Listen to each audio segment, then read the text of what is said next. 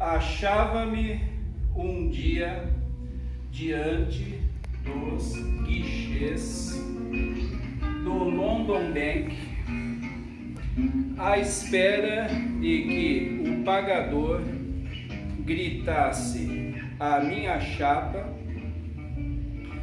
quando vi a cochilar em um banco ao fundo certo corretor de negócios, meu conhecido.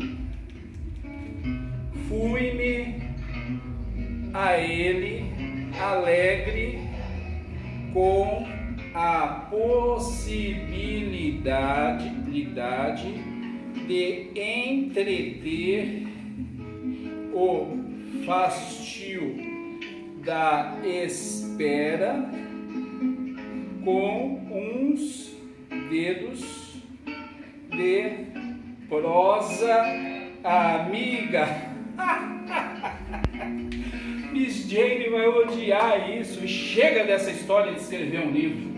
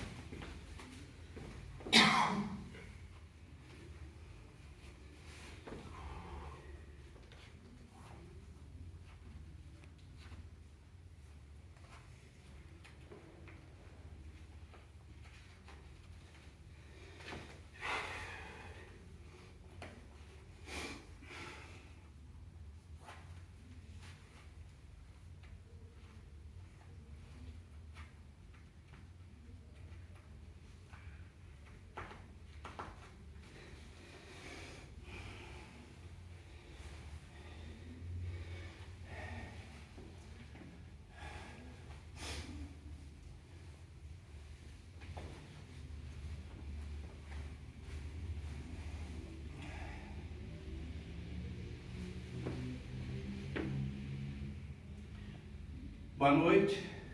Boa noite. Meu nome é Ayrton Lobo e eu trabalhava na Sapato e Cia. Naquela época, com 26 anos de idade, eu acreditava que ter um automóvel faria de mim um ser superior. Economizei durante anos, realizando meu sonho de comprar um Ford. Tornei-me um rodante.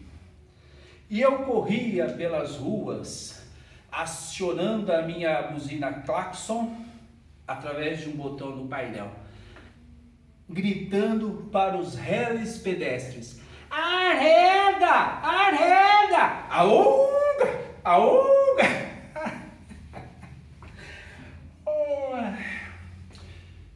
Eu fui a trabalho de automóvel a uma cidade próxima. Eu poderia ter ido de trem, mas para quê? Se até o merecido aumento eu já havia recebido. Ia na velocidade máxima, a 60 km por hora. Distraí-me, admirando a paisagem, saí da estrada, destruindo meu bem mais precioso e ferindo meu braço.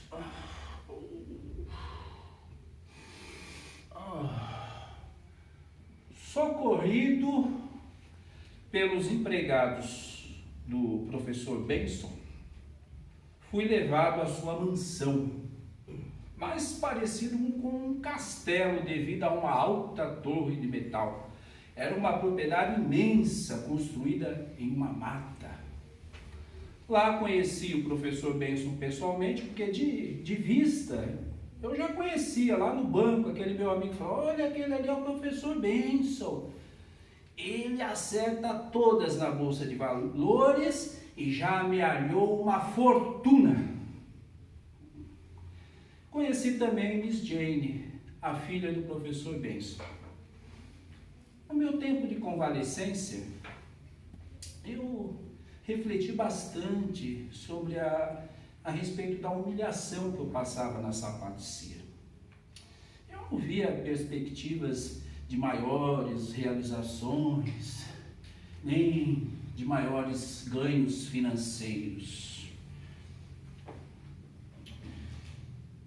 Eu observei que o professor Benson tinha muitos empregados que mais pareciam autômatos mudos, robôs. Eu era uma pessoa modesta, de uma inteligência mediana, embora lesse um pouco de tudo aqui e ali. Então, cheguei para o professor Benson e disse: professor Benson, o senhor tem tantos empregados, será que o senhor não poderia me arrumar aqui um trabalho? Não. Eu já tenho empregados demais. Mas vou fazer melhor. Farei de você o meu confidente. Seu confidente, professor Benson? Sim, o meu confidente. Assim, ele me mostrou a sua maior invenção, o porviroscópio. O porviroscópio era uma parafernália espalhada por salas e salas, culminando em uma espécie de microscópio apontado para um globo terrestre. Através da concentração de energia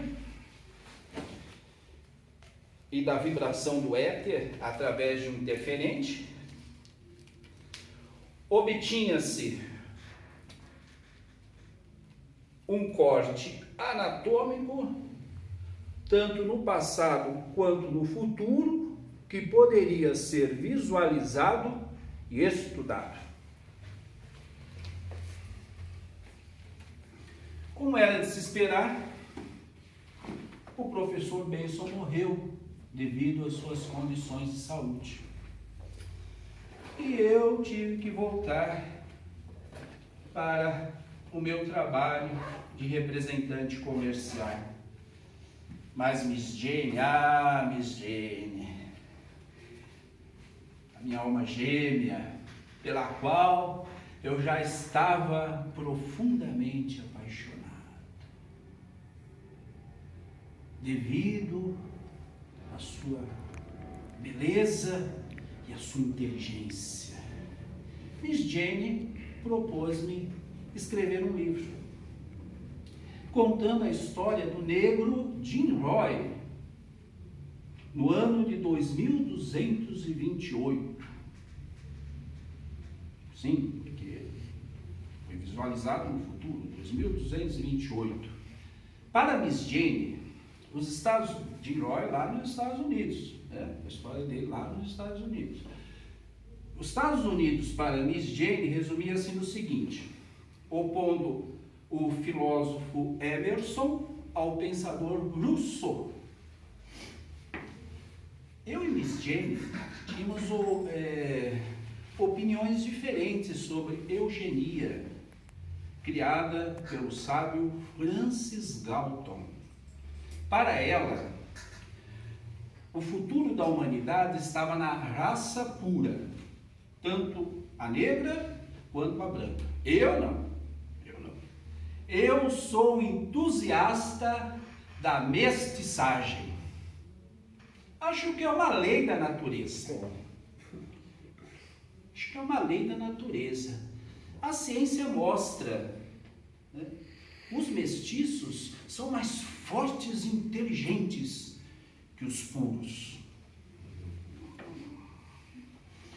Domingo após domingo, ela narrou a história da ascensão de Jim Roy à presidência dos Estados Unidos contra os seus opositores do Partido Masculino, representado pelo então presidente Kellogg, e contra o Partido Feminino, as feministas, liderado por Miss Evelyn Astor, que era amparada intelectualmente por Miss Elvin, criadora do elvinismo ou do sabinismo, que era uma filosofia estranhíssima. Miss Elvin dizia o seguinte, que o macho da fêmea humana não éramos nós, não. Era o outro. Né? Quem estava no lugar do macho da fêmea humana eram descendentes de gorilas, que somos nós. Tá explicado. Por isso que eu sou o néctar. O agulha é borrachinha, pai. Pois é. Bom, comprei papel. Brincadeira da parte. Comprei papel. Fui para a cidade e escrevi, inspirado nos melhores autores, principalmente Machado de Assis, que para mim era um gênio, sempre foi o melhor. Escrevi e não esqueço a ânsia com que cheguei na mansão de Miss Jane agora, né? O professor Benson havia morrido, com o meu manuscrito em mãos, gritando: já fiz o primeiro, Miss Jane, o primeiro capítulo. Bravos, bravos. De rocha. Ela leu ali mesmo e, apesar de amenizar a crítica, ela não logrou em evitar que eu, de volta à cidade, rasgasse a minha obra-prima e pela janelinha do vagão do trem eu jogasse ao sabor do vento. No domingo seguinte, novamente, cheguei de mãos vazias. Não refez o primeiro capítulo, Ayrton? Não, Cristiane, vamos esquecer esse negócio de literatura. Eu não tenho jeito para isso, não. Ah, que vaidosos os moços. Pense no meu pai, que fazia a mesma experiência quantas vezes fosse necessário. Tá, Virgínia, tá bom. De volta ao meu quartinho humilde, eu comecei a escrever de qualquer jeito, de um ímpeto, como se eu estivesse a correr com o meu saudoso Ford pelas estradas sem fim.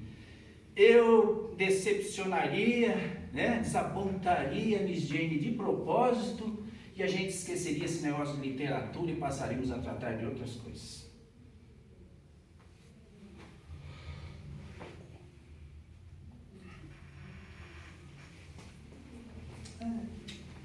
Tá aqui, Miss Jane. O horror que me saiu da pena. Achava-me um dia diante dos clichês. Que ótimo! Impetuoso, irregular, ingênuo, incorreto, mas forte, expressivo, original. Eu olhei com um rancor para Miss Jane.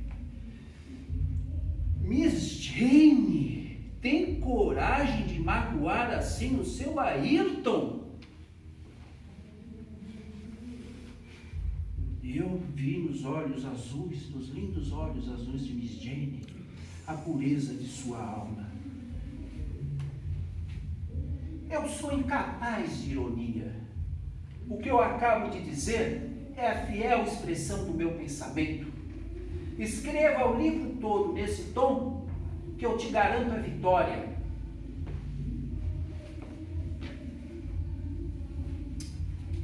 Voltando à história de Jim Roy, a eugenia dava a impressão de que os brancos primavam pela qualidade, enquanto os negros continuavam a aviltar pela quantidade, aumentando o racismo irracional dos brancos em relação aos negros. A convivência de duas raças distintas no mesmo território perturbava a felicidade nacional. O atrito constante, embora não resultasse mais na violência da Ku Klux Klan, continuava sendo motivo de inquietação. Aliás, sobre a Klan, eu escrevi uma carta privada a um amigo meu, Arthur Neiva, ironizando, satirizando, ridicularizando a imprensa brasileira. País de mestiços, onde o branco não tem força para organizar uma clã, que põe um negro no seu lugar. Tivéssemos aqui a defesa dessa ordem e não teríamos mais a peste da imprensa carioca. Mulatinho, fazendo o jogo do galego. Eu falei isso no mesmo tom, da mesma forma como se diz hoje. O capitão do mato. E é pra quê, né? Fizeram um estardalhaço, sou racista e tal. Bom, os brancos, eles queriam mandar os negros para o vale do rio Amazonas, viu, Faustino? Para o vale do rio Amazonas. E só não faziam porque a lei não permitia. Jim Roy, o titã, de caráter ilibado, profundo conhecedor da história do sofrimento de seu povo, trazido da África até a América, não, dizia, seria mais sensato, ao invés de expatriar os negros, dividirmos o país em dois. O negro deu suor e sangue da formação da civilização americana. O negro tem o mesmo direito que o branco à pátria.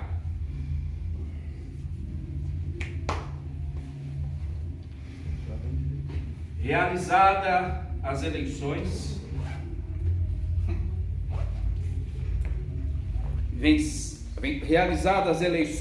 né, com os cidadãos votando no conforto de seus lares, né?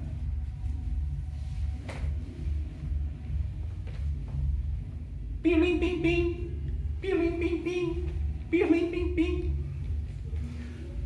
Minutos depois, aparece em um telão gigante o resultado. Vencera Jim Roy. Ave!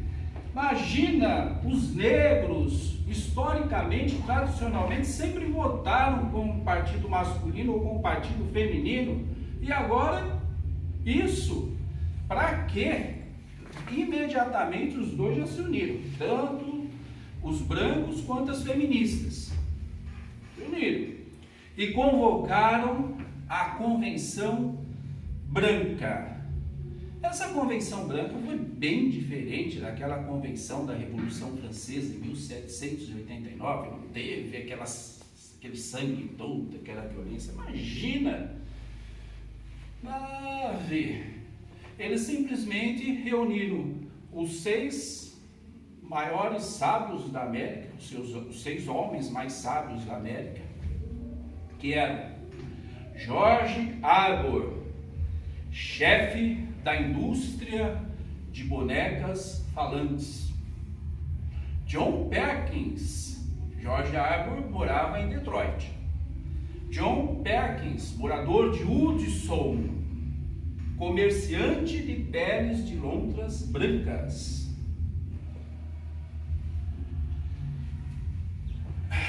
John Armsworth, presidente do Banco Mundial. Armsworth Rousseff, presidente do Banco Mundial. John DeLande, criador da puericultura estética. John Dudley, pai da cor número 8 e autor de 72 invenções. E finalmente, Dorian Davis, poeta de um único soneto, criando polêmica nacional em torno do 4º verso. E votaram com toda a parcimônia, com toda paciência, votaram unanimidade. Vamos esterilizar os negros através dos raios ômega, alisando o cabelo, né, dos negros. Para os negros, alisar os cabelos seria diferente do que eles já haviam feito, despigmentando a pele, para poder amenizar aquele ódio que os brancos tinham em relação a eles, aquele racismo. Quando Jim Roy ficou sabendo, através do próprio presidente Kellogg, que assim, não havia ainda assumido, né? Ele era assumido, ganhou a eleição, mas não havia assumido ainda. Nesse meio tempo eles fizeram isso, esterilizaram os negros. Quando o Jim Roy ficou sabendo, através do próprio presidente Kellogg, ele passou mal e no dia seguinte apareceu misteriosamente morto.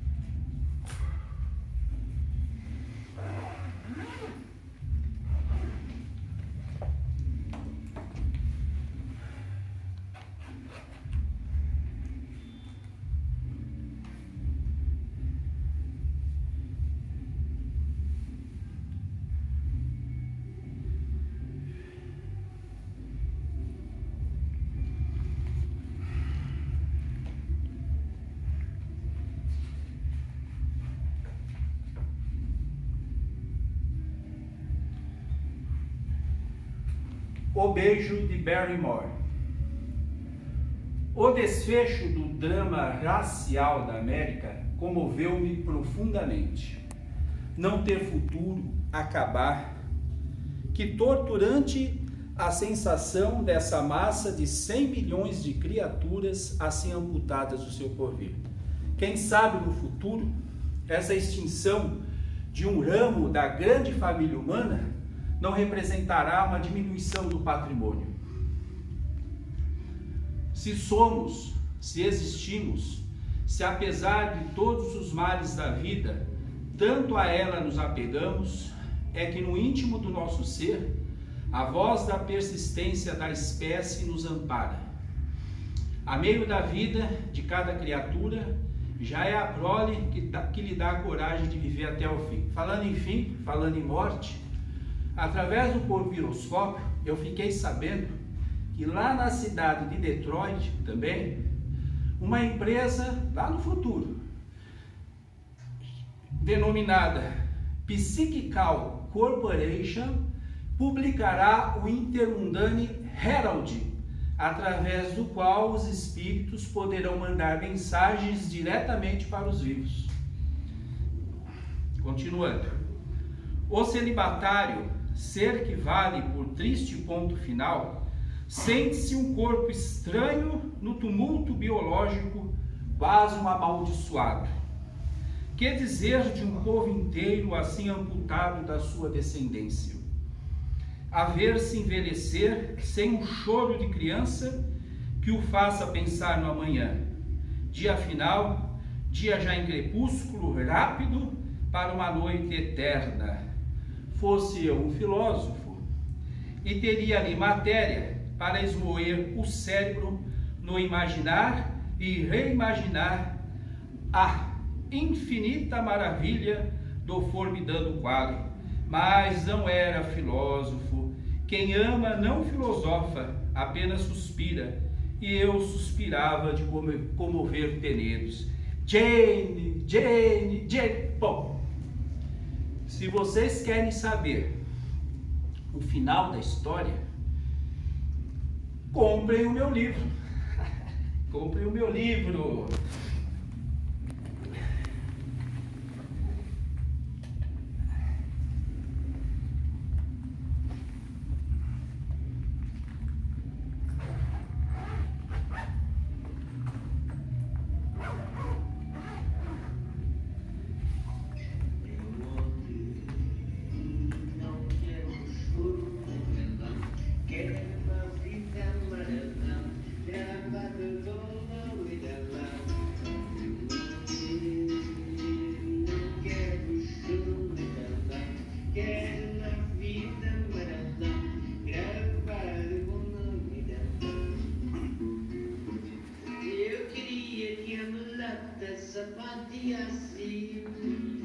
Eu vejo vocês lá no coquetel, na fila de autógrafos.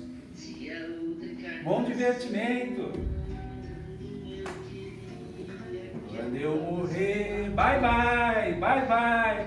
Não quero choro nem vela, quero uma fita amarela gravada com o nome dela. Quando eu morrer, não quero choro nem vela, quero uma fita amarela gravada com o nome dela.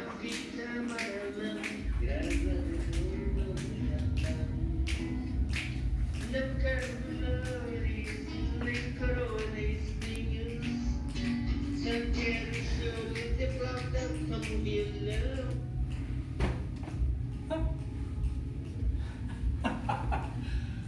Encontrei as minhas meias.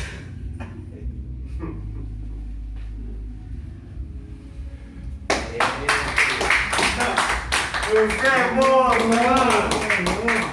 Puta que pariu, velho.